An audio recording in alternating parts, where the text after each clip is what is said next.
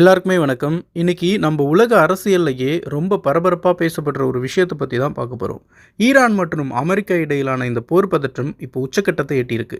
America ஈரானுக்கு ஒரு இறுதி அடி கொடுக்க தயாராயிட்டு இருக்கிறதா சில தகவல்கள் வருது. இதோடைய பின்னணி என்ன? அமெரிக்காவுடைய பிளான் தான் என்ன? அப்படின்றத விரிவா பார்க்கலாம். முதல்ல அமெரிக்கா எதை நோக்கி திட்டமிடுது அப்படின்னு பார்த்தீங்கன்னா, அவங்களுடைய போர் கப்பல்கள், போர் விமானங்கள் மற்றும் வீரர்களை வளைகுடா நாடுகள்ல தயார் நிலையில வச்சிட்டு இருக்காங்க. இது சும்மா வெறும் மிரட்டல் மட்டும் கிடையாது. ஒருவேளை போர் வெடிச்சா ஈரானுடைய முக்கிய இடங்களை எப்படி தகர்க்கணும் அப்படின்னு ஒரு ப்ளூ பிரிண்டே போட்டு வச்சிருக்காங்க. அதன்படி அவங்களுடைய முக்கிய இலக்குகளில் ஃபர்ஸ்ட் இடத்துல இருக்கிறது என்ன அப்படின்னு பார்த்தீங்கன்னா, அந்த கார்க் ஐஸ்லாண்டு. ஈரானுடைய பொருளாதாரமே எண்ணெயை நம்பி தான் இருக்கு. அவங்களுடைய மொத்த கச்சா எண்ணெய் ஏற்றுமதியில் கிட்டத்தட்ட 90% இந்த கார்க் தீவு வழியாக தான் நடக்குது. அமெரிக்கா முதல்ல குறிவைக்கிறது இந்த தீவை தான்.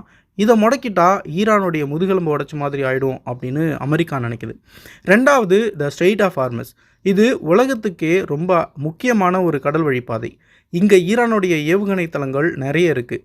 இது வழியாக போகிற கப்பல்களுக்கு ஈரான் பெரிய அச்சுறுத்தலாக இருக்கிறதா அமெரிக்கா சொல்லுது. ஆனால் உண்மையான அச்சுறுத்தல் அமெரிக்காவும் இஸ்ரேலும் தான். மூணாவது பார்த்தீங்க அப்படின்னா லார்க் அபு முசா ஐஸ்லாண்ட். இந்த தீவுகள் ரொம்ப முக்கியமானது. ஏன்னா இங்கேருந்து தான் ஈரான் த ஸ்ட்ரெய்ட் ஆஃப் ஹார்மஸை கண்காணிக்கிறாங்க. குறிப்பாக இந்த அபு முசா தீவு ஐக்கிய அரபு அமீரகத்துக்கும் ஈரானுக்கும் இடையில இருக்கிற ஒரு நீண்டகால பிரச்சனையாக இருக்குது.